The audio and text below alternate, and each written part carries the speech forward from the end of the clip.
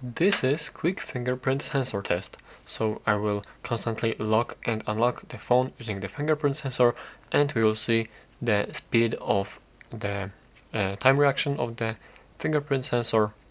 And let me just quickly show you. I put my finger and it like almost instantly unlocks. It's like it takes not that much time to unlock the phone using the fingerprint. Let me also try to grab this phone differently. And as you can see, it works pretty fine. Sometimes there are some like problems. It sometimes doesn't recognize my finger at all. Like I put my finger here and it doesn't react. The same thing applies to the locking the phone, as you can see.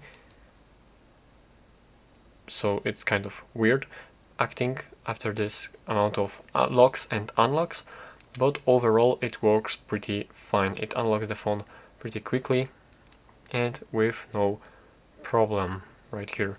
The only flaw is that it sometimes have problem with actually reading the finger, and that would be basically it. That was the quick fingerprint sensor test.